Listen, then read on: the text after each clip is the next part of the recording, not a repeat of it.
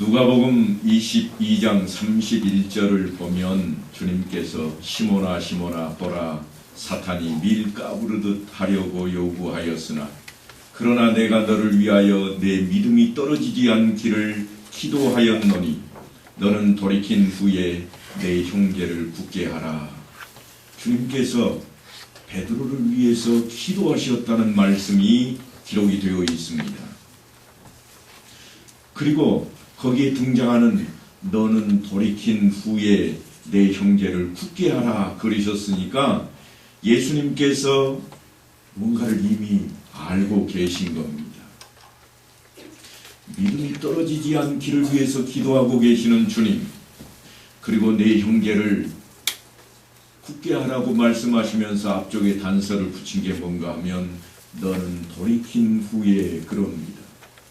그러니까 뭔가 돌이켜야 될 일이 있었다고 하는 겁니다. 무슨 말씀인가 하면 우리가 이미 잘 알고 있는 베드로의 주님을 3번 부인하는 사건을 주님께서는 이미 알고 계셨다는 겁니다. 그런데 왜 부인하지 못하게 만들면 될 일인데 부인하도록 내버려 두고 계실까요? 좀 너무하신다 싶은 그런 생각이 들 때가 있습니다. 우리 세상 사람들도 그런 말 쓰는 경우가 있잖아요. 병 주고 약 주냐? 그런 때가 종종 있는데 마치 그런 것 같아 보입니다. 그것이 베드로 사건에서 우리가 가져야 할 아주 중요한 의문점 가운데 하나입니다. 사탄이 밀 까부르듯 하려고 요구했을 때는 내가 네 믿음이 떨어지지 않기를 기도하였노라 그러셨는데, 그러나 너는 나를 3번 부인해야 된다 이 말씀을 하시게 될 거고, 또한 너는 또 돌이켜야 된다고 돌이킨 후에 내 형제를 굳게 하라고 하는 말씀을 주고 있다고 하는 것입니다. 이 사건이 나중에 어디에 가서 맞아떨어지는가 하면 오늘 본문에 와서 맞아떨어집니다. 우리가 요한복음 21장을 쭉 읽다가 보면 15절에 와서 오늘 본문을 시작하면서 주님께서 그들이 조반 먹은 후에 예수께서 시몬 베드로에게 이르시되 요한의 아들 시몬아 네가 이 사람들보다 나를 더 사랑하느냐 하는 질문이 시작이 됩니다. 이 질문은 사실은 따지고 보면 우리말로 풀어놔서 별것 아닌 것처럼 보입니다만 상당히 언어적으로는 재미있는 내용을 담고 있습니다. 아니, 베드로에게 아주 특별한 의미를 갖는 문장이다 그래야 옳을 것입니다. 먼저는 질문하는 상황이 펼쳐집니다. 그 전날부터 베드로와 몇몇 제자들이 디베라 바다에 가서 고기잡이를 합니다.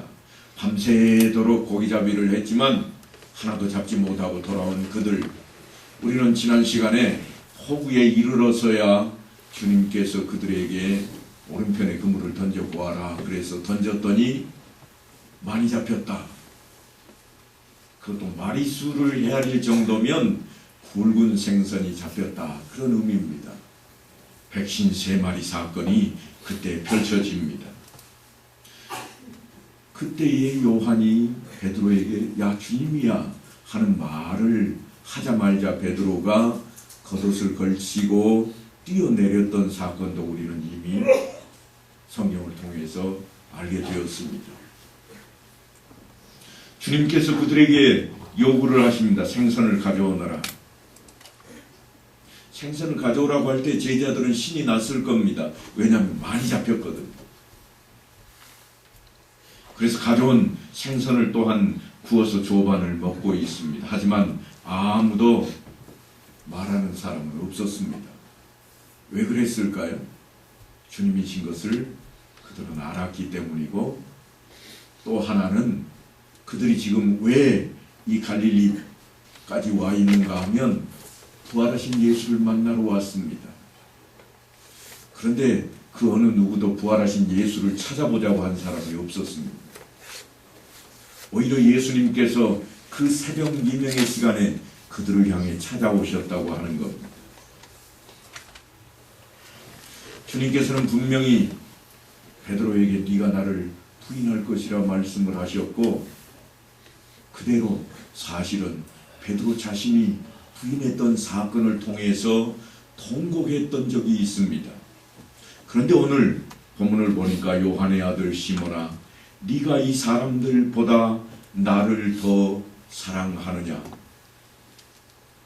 마치 꼭 집어가지고 네가 저들과 뭐가 다르냐? 그렇게 질문하시는 것 같습니다. 그리고 재차 이어서 요한의 아들 시몬아, 네가 나를 사랑하느냐? 두 번째와 세 번째 질문이 이어지고 있습니다. 가만히 들여다보니까 우리말 성경에도 첫 번째 질문에만 하나 더 있는 게 있어요. 그게 뭔가 하면 뭐예요? 네가 나를 사랑하느냐 하는데 네가 이 사람들보다 더, 이 말입니다. 우리가 흔히 쓰는 말이잖아요. 그냥 사랑 이야기할 때 우리는 늘 말씀을 드리지만 오직 나만 사랑해야 됩니다. 사실은 누구보다 더 이런 말은 이유가 될 수 없습니다. 그러면 누구보다는 덜 사랑한다는 이야기가 나와야 되기 때문입니다. 그런데 이 사랑 이야기가 주님께서 물어보는 이 말씀이 사실은 마태복음 26장하고 연결이 됩니다. 마태복음 26장에는 스가랴 선지자의 글이 실려 있습니다. 거기에 무슨 내용이 있는가 하면 오늘 밤에 너희가 나를 다 버리리라. 스가랴 선지자의 글에도 13장 7절에 보면 내가 목자를 치리니 양의 떼가 흩어지리라 하지 않았느냐. 그러나 내가 다시 살아난 후에 너희보다 먼저 갈릴리에 가 있을 것이라. 그때 베드로가 뭐라고 그랬는가 하면 주님, 내가 주님을 버리지 않습니다. 그 정도가 아니에요. 모두 주를 버릴지라도, 그렇게 단서를 붙였거든요. 모두 주를 버릴지라도, 그 말은 다른 사람들과 나는 비교 안 됩니다. 그러니까 오늘 질문에 이 사람들보다 더 나를 사랑하느냐 하는 것과 딱 직결이 되고 있는 그러한 부분입니다. 그때에 주님께서 하신 말씀이 뭔가 하면 뭘 또 내다볼 필요 없다. 오늘 밤 새벽 되기 전에 네가 나를 3번 부인할 것이라. 그렇게 말씀을 하셨고, 그때도 베드로는 한 번 더 약속을 합니다. 주님, 내가 주와 함께 죽을지언정 주를 부인하지 않겠나이다. 그런데 결과가 어떻게 됐어요? 주님은 죽었고 베드로는 멀쩡하게 살아있습니다. 부인하지 않겠다고 했던 베드로는 3번씩이나 그대로 부인을 해버리고 말았습니다. 그런데 베드로가 하는 이 결심이 대단한 결심입니다. 그냥 말만 하는 것처럼 보이지만 실제로 베드로는 그러고 싶었을 겁니다. 아니, 그러려고 했을 겁니다. 주님께서 질문을 그렇게 하시는 이유가 있습니다. 예수님께서 베드로를 처음 만났을 때 저희가 요한복음 1장에서 한번 다뤘던 내용이 있습니다. 그게 뭔가 하면 네가 요한의 아들 시몬이니 장차 게바라 하리라. 그렇게 예수님이 일찌감치 예언을 하셨던 적이 있습니다. 그리고 마태복음 16장에 가면 너는 베드로라, 내가 이 반석 위에 내 교회를 세우리라 그러십니다. 게바라고 하는 이 말은 베드로라는 말입니다. 베드로를 영어식으로 풀었으면 피터입니다. 여러분들 뭐 무슨 이야기 듣다 보면 피터 이런 거 많이 듣잖아요. 그게 베드로예요. 물론 유럽 쪽에서는 바오로라고 부릅니다. 바로, 베드로를 왜 바오로라고 부를까요?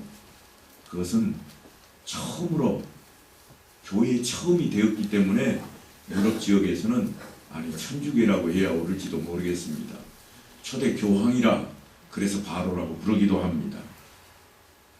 그런데 오늘 이 말씀을 보면 예수님께서 너는 베드로라 내가 이 반석 위에 내 교회를 세우리라 하는 이 말씀을 보면 분명히 초대교회의 시작이 되고 이방의 복음을 전파시키는 처음과 또한 가장 중요한 책임을 맡은 이가 누군가 하면 베드로라고 하는 것입니다. 물론 모든 제자들이 합심해서 이 일을 해냈습니다만 베드로의 이름이 대표성을 띠고 늘 등장을 합니다. 그래서 우리는 베드로를 부를 때 뭐라고 부르는가 하면 수제자라 그럽니다. 그가 첫 설교를 하고 안전병이를 고치고 또한 이방인이었던 고넬료 가정에 복음을 전한 사람이 되었던 것을 우리는 성경을 통해 이미 알고 있습니다. 그는 틀림없이 예수님 제자들의 대표자였습니다. 주님께서는 그 일을 맡기기 위해서 베드로에게 꼭 가르쳐야 하고 준비시켜야 했던 것이 무엇이었을까 하는 것이 사실 오늘 말씀을 통해서 우리가 교훈을 얻고자 하는 내용입니다. 우리는 그냥 베드로가 첫 설교를 하고 하루에 3,000명의 회심자를 불러들였다는 사건만 기억을 합니다. 그래서 아나니아와 삽비라를 말 한마디로 죽일 수 있었고 고넬료에게도 복음을 전할 수 있었다고 너무 쉽게 생각을 해버립니다. 하지만 그렇게 보아서만은 안 될 내용들이 오늘 성경 속에 담겨 있습니다. 그만한 사람이 된 것이 아니라 그 일을 맡겨도 좋을 만한 그런 사람으로 하나님께서 베드로에게 무엇을 준비시켜야 했던가 그렇게 우리는 들여다봐야 됩니다. 전혀 다른 시각이 열릴 것입니다. 우리가 흔히 생각하는 방식대로라면 베드로와 같은 일을 하기 위해서 내가 무엇을 가져야 될까? 어떻게 하나님이 그런 능력을 내게 주실까? 그렇게 추적하기가 쉽습니다. 하지만 성경이 요구하는 말씀은 뭔가 하면 하나님께서 베드로에게 그 일을 시키기 위해서 무엇을 훈련시켜야만 했던가? 능력을 주셔야 했던 것이 아니라 하나님의 능력과 하나님의 영광을 그에게 부여하기 위해서 어디를 틀림없이 기초로 닦아 놓아야만 했던가 하는 것입니다. 우리가 건물을 지을 때 가장 먼저 하는 작업이 뭔가 하면 기소 작업입니다. 옛날에는 땅을 다지는 일을 했고 요즘은 땅을 파고 거기에다 철근을 묻고 위에 건물이 얼마만큼 올라갈 것을 견딜 만한 그러한 터를 닦는 일입니다. 그러니까 하나님께서 그에게 무엇인가 일을 시키고 능력을 부여하시기 위해서는 우리가 무엇으로 훈련이 되어져서 받을 만한 그릇이 되어 있어야 된다는 이야기입니다. 요즘은 이제 우리가 느낄 수 없는 일입니다만 한 5, 60년 전으로 올라가면 어떨까요? 그때 한참 한 해가 들면 정부에서 먹을 것을 나눠줬던 적이 있습니다. 특히 미군들이 들어오면서 그런 것들을 많이 했는데요. 때로는 밀가루를 나눠주기도 하고 때로는 옥수수 가루를 나눠주기도 했습니다. 나눠줄 때 어떻게 하는가 하면 집집마다 다 그릇을 들고 오게 만듭니다. 그러면 어떤 줄 아세요? 받을 양이 얼마건 간에 다 집에 있는 제일 큰 거 가지고 갑니다. 왜 그래요? 조금이라도 더 받아야 되겠으니까. 그릇이 큰 만큼 적으면은 그 이상은 받을 수가 없잖아요. 그래서 어떻게 하는가 하면 어떻게 해서든지 집안에 제일 큰 그릇을 하나 만드는 거예요. 뭐가 들어있으면 옆에 비워놓고라도 제일 큰 거를 가지고 갑니다. 들고 돌아오는 모습을 보면요. 큰 그릇 속에 옥수수 한 대 박. 그거 들고도 신나서 오잖아요.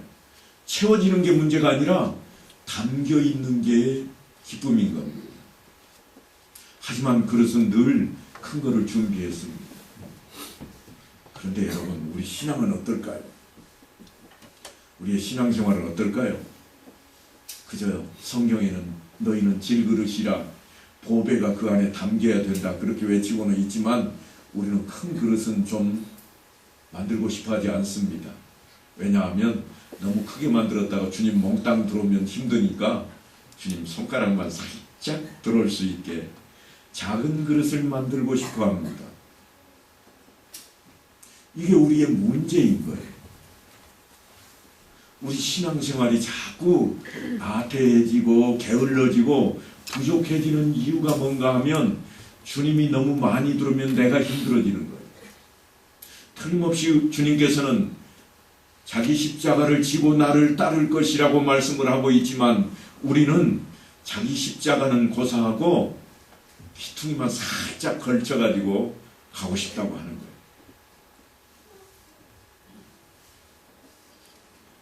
오늘날 우리에게서 꼭 뽑아버려야 할 그런 것이 있다면 뭔가 하면 바로 이 능력입니다. 능력이라는 걸 뽑아버려야 돼요. 사실은 필요한 것이 능력인데 능력을 왜 뽑아버려야 되는가 하면 능력이라고 하는 걸 주려고 그러면 모두가 다 어떻게 하는가 하면 옛날로 돌아가는 거예요. 그릇을 어떻게 해서든지 큰 거 가지고 갈 거예요. 그런데 능력이 아니라 책임을 준다고 생각을 하니까 책임은 어떻게 받아야 돼요? 책임질 일이 없었으면 좋겠다. 그래서 작은 그릇으로 자꾸 줄여갑니다. 우리의 신앙생활이 이 말씀 안에서 너무나도 동떨어져 가고 있다고 하는 겁니다. 그래서 사실은 능력 있는 사람이 되려고 힘쓰지 말고 오히려 순종하는 사람이 되려고 힘을 써야 됩니다. 순종하는 사람은 어떤 사람인가 하면 어렵고 힘든 것도 거침없이 해내는 사람입니다. 그저 미련해 보이고 멍청해 보일지는 모르지만 따르는 데는 최고입니다. 책임을 나눠주겠다고 하는데 집에서 제일 큰 그릇, 그것도 모자라서 옛날 가지고 있던 덕석을 가지고 가면 어떻게 돼요? 끌고 가지 못하고 엎어질 거예요. 그래도 그거를 끌겠다고 덤비는 사람도 있습니다. 우리는 그런 사람을 향해 뭐라고 그러는가 하면 멍청하다, 미련하다 그럽니다. 하지만 성경에서는 뭐라고 그러는가? 순종했다 그러는 겁니다. 아브라함 사건을 잘 아시잖아요. 아브라함이 이삭을 몇 살에 얻었어요? 100세에 얻었습니다. 아들이 귀하겠습니까? 귀하지 않겠습니까? 귀합니다. 세상에 그 어떤 것보다 귀합니다. 그런데 성경에는 그를 제물로 바치라는 하나님의 명령이 책임으로 주어집니다. 그때 아브라함이 어떻게 했는가? 멍청한 짓을 했습니다. 그냥 덥석 바칩니다. 이거를 가르쳐서 우리는 순종이라 그렇게 배워왔습니다. 지금 베드로에게 주님께서 요구하는 것은 그런 훈련입니다. 네가 나를 저들보다 더 사랑하느냐? 너 옛날에 그거 못했잖아. 그 얘기죠. 너 옛날에 못했지. 그런데 이제는 해야 돼. 어떻게 할 수 있습니까? 훈련해야지. 요즘 운동선수들이 우리에게 많은 관심의 대상이 되고 있습니다만 축구가 되었던 야구가 되었던 혹은 다른 어떤 운동이 되었던 간에 운동선수로 빛을 발하는 사람은 끊임없이 훈련하고 또 훈련하는 사람입니다. 게으르게 쉬겠다고 자기 시간을 빼서 나서는 사람은 그런 자리에 가지를 않습니다. 물론 타고나야 된다고는 하지만 타고난 것만 가지고 되지는 않는다고 하는 겁니다. 베드로는 틀림없이 3번 부인하면서 자기를 돌아보고 3번씩이나 부인해버리고 난 뒤에는 땅을 치며 통곡하는 자리에까지 갔습니다. 3번 부인하는 자리를 주님께서 허용했다는 생각을 우리는 한 번쯤 해봐야 됩니다. 베드로에게 그 자리를 허용했던 주님. 그런데 이제 와서 네가 나를 저 사람들보다 더 사랑하느냐 하고 물으시는 것은 이제는 그럴 때가 지났다고 하는 겁니다. 이제는. 그러니까 베드로가 실패했던 그것은 결코 무의미한 일은 아니었습니다. 무엇이보다 나은 일인지 우리는 다 알지 못합니다. 베드로에게 하나님께서 시키고자 하는 일이 있었기에 그에게 지금 그러한 훈련이 필요했다고 하는 것입니다.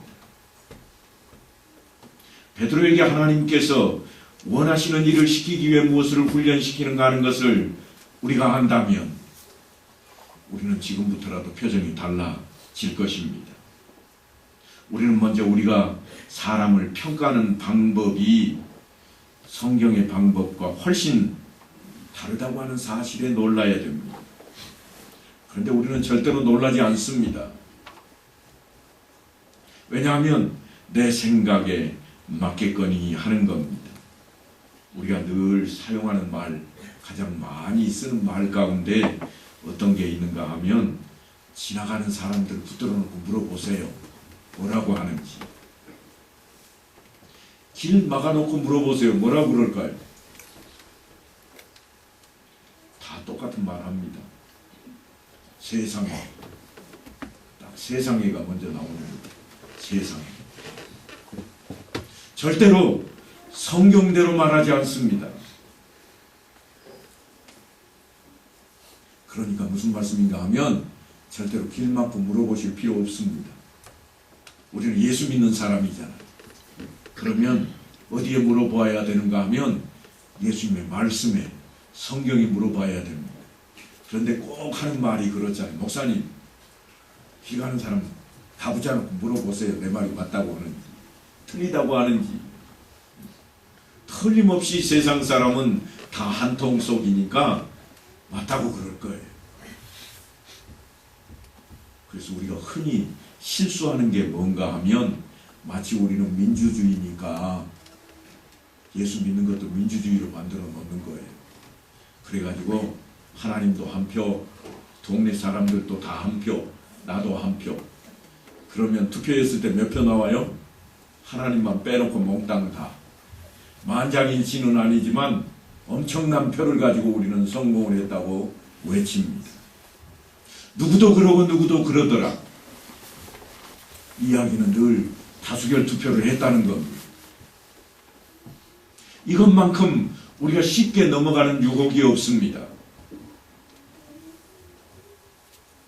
그러니까 이제 위인이 되는 길을 예수님께서 어떻게 훈련시키시는가, 그런 자리로 물어보는 그 생각으로 우리가 바뀌어야 예수 믿는 사람이라 말할 수 있다고 하는 것입니다. 다시 본문으로 돌아가 보겠습니다. 요한복음 21장에 오늘 이 질문은 사실 우리에게 놀라운 기대를 가지고 있는 질문입니다. 요한의 아들 시몬아, 네가 이 사람들보다 나를 더 사랑하느냐? 여러분, 베드로가 뭐라고 대답하면 좋겠어요? 아니, 여러분에게 주님께서 질문을 하신다면 뭐라고 답변을 하시겠습니까? 아마도 유식하다 하시는 분들은 한자 성구를 써서 이렇게 대답할 것입니다. 유구무원이올시다. 그런데 말은 그렇게 하지만 속내는 그렇지 않을 수도 있습니다.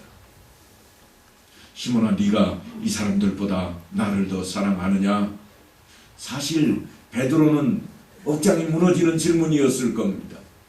왜냐하면 그때가 새벽 미명의 시간이 지났으니 뭐 할 시간이에요? 새벽 닭이 우는 시간이에요. 하필이면 그 시간대가 되는 겁니다. 뱃사람들이 조반을 먹는 시간, 그 시간은 어슴푸레 할 때 벌써 배를 타고 들어와서 그때는 고기가 잡히지 않기 때문에 배를 묶어놓고 바닷가에 둘러앉아서 밥을 먹을 그런 시간입니다. 조반이라 표현은 되어 있지만 사실은 우의식으로 표현하자면 참을 먹는 그러한 시간입니다. 그러니 베드로가 뭐라고 대답을 해야 될까요? 그런데 오늘 성경에 보니까 주여 제가 주를 사랑하나이다 그럽니다. 참 묻는 사람이나 대답하는 사람이나 대단해 보입니다. 네가 나를 사랑하느냐? 예, 사랑합니다. 한 번도 아니고 3번씩이나. 우리 같으면 어떻게 하겠어요? 뭔가 들이대라고 그럴 거예요. 증거가 뭐냐고, 뭔가를 나타내 보라고. 그런데 질문하는 사람도 대답하는 사람도 여전히 동일하게 그러한 질문과 답변이 오고 갑니다. 무슨 말씀을 하고 싶은가 하면 누가 더 고집이 센가 보자. 꼭 그렇게 요한이 들여다보는 것 같아요. 누가 더 고집이 세겠어요? 고집이라고 표현을 해서 좀 그런가요? 무식에는 급수가 있다고 그럽니다. 무식의 급수. 내가 모른다는 것을 아는 것은 상위급이래요. 내가 모른다는 것을 모르면 중급이랍니다. 그러면 맨 아래 급은 뭐겠어요? 무슨 말을 하는지도 모르는 거예요. 그러니까 내가 무식하다 할 때에는 내가 어느 단계에 있는가 좀 알아봐야 될 것 같아요. 요한의 아들 시몬아, 네가 이 사람들보다 나를 더 사랑하느냐?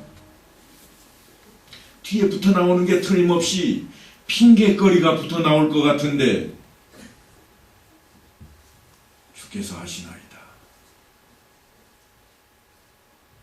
여러분, 이 말씀은 보통스럽게 할 수 있는 단어는 아닙니다. 주께서 하신다고 하는 것을 이미 베드로는 알고 있습니다. 주께서 알고 있습니다.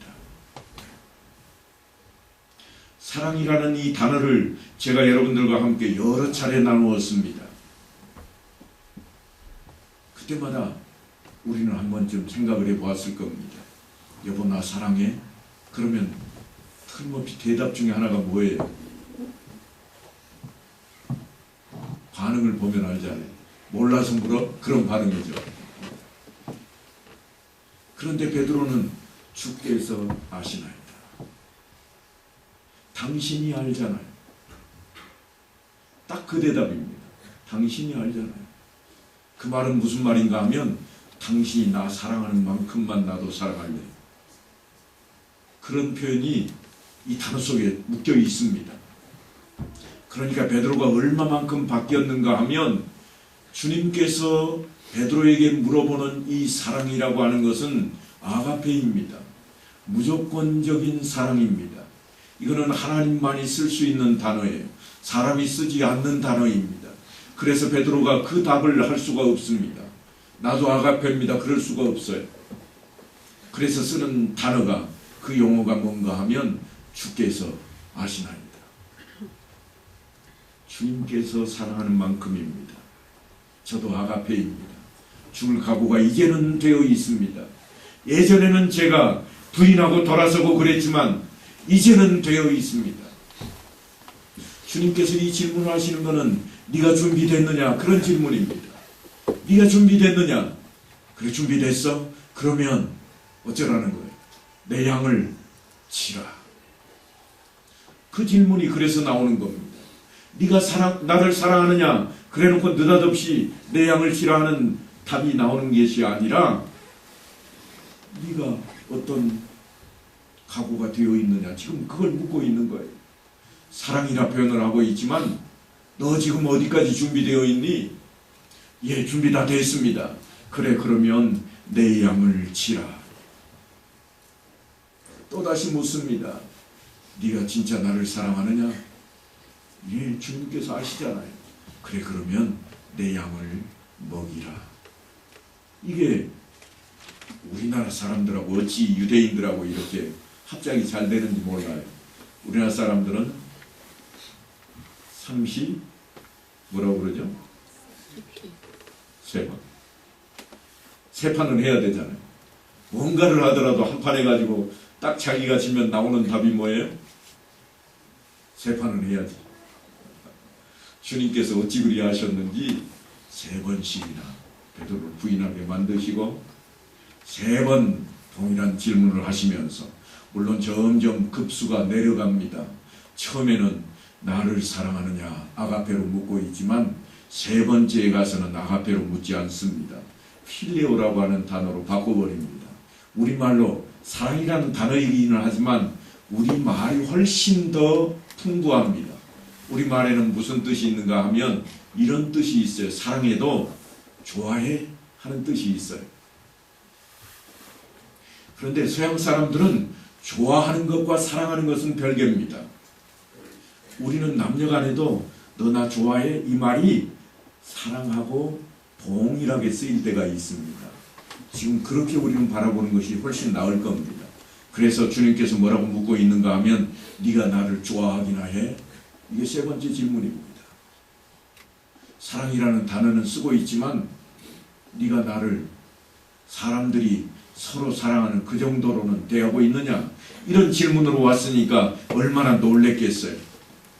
그래서 17절에 보면 3번째 이르시되 요한의 아들 시몬아 네가 나를 사랑하느냐 하시니, 주께서 3번째 네가 나를 사랑하느냐 하심으로 베드로가 근심을 했다, 그렇게 표현이 되어 있습니다.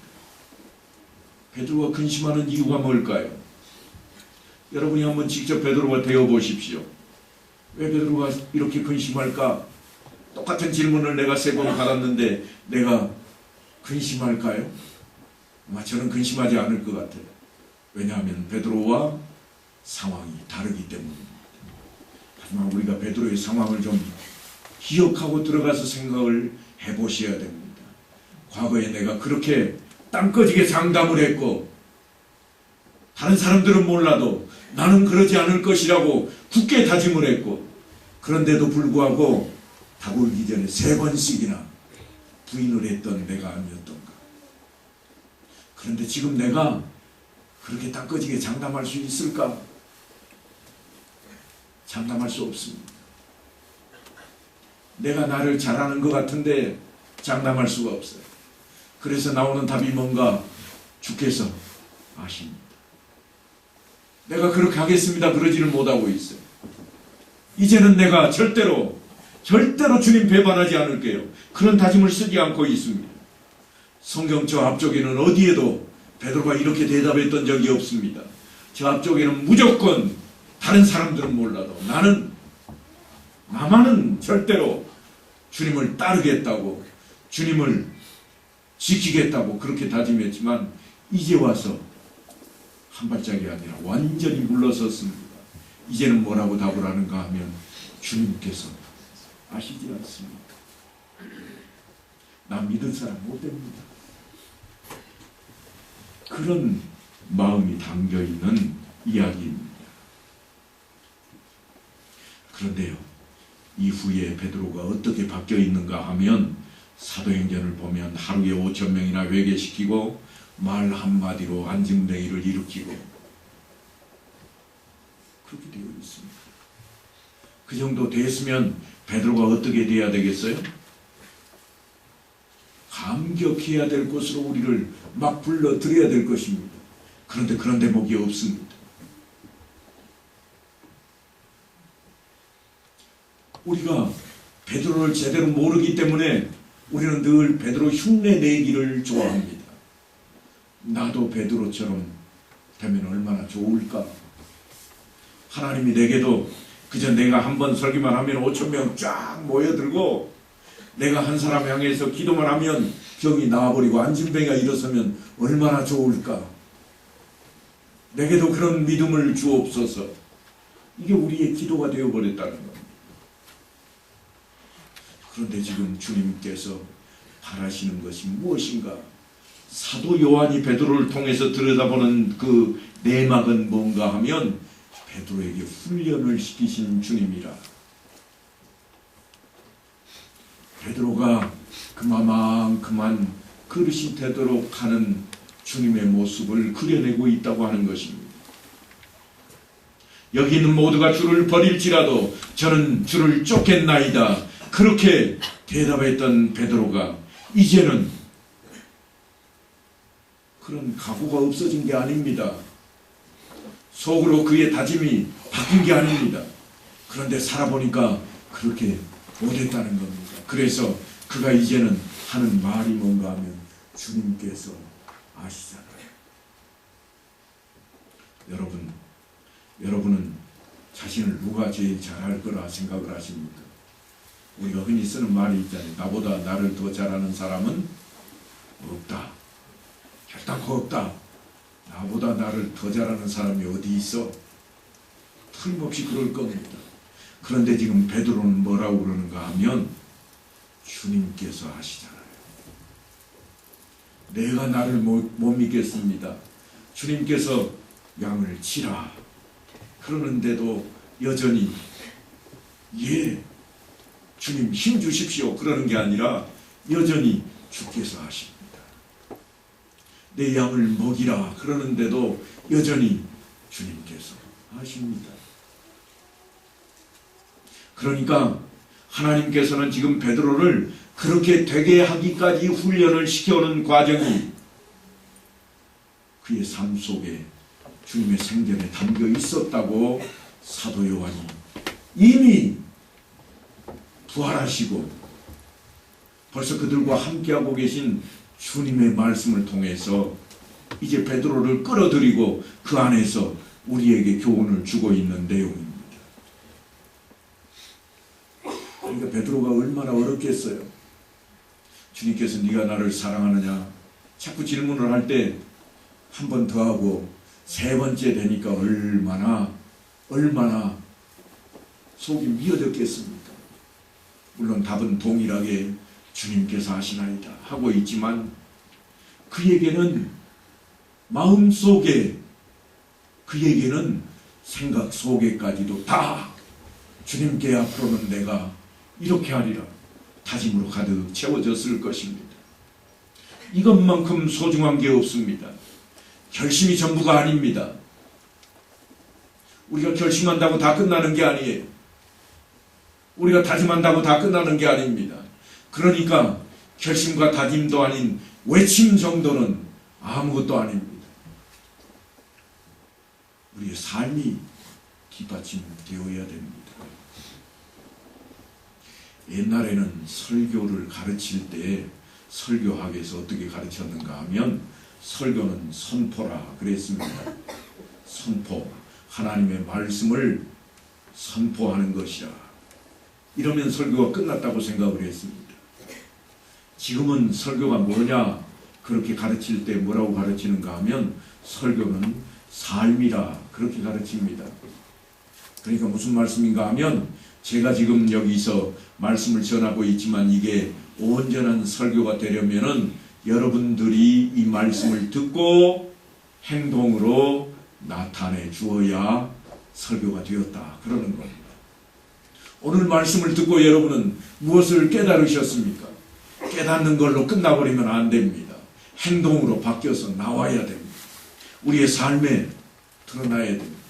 그걸 가르쳐서 신앙생활이라 그러는 거고 그거를 위해 설교자가 있는 거예요.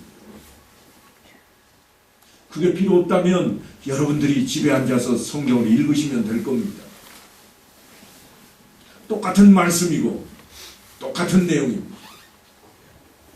왜 이처럼 설교자를 단에 세워서 설교하게 하는가 하면 여러분이 듣고 깨닫고 삶으로 실천을 하게 하기 위한 것입니다.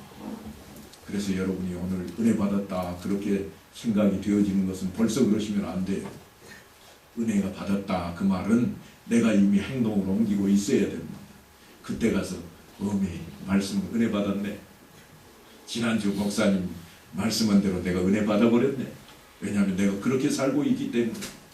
오늘 베드로가 변화되어서 이제는 장담했던 그러한 신앙의 모습이 아니라 실제로 자기가 나타내고 증거하는 삶을 살았다면 우리도 이제는 베드로와 성정이 같은 사람 아니겠습니까?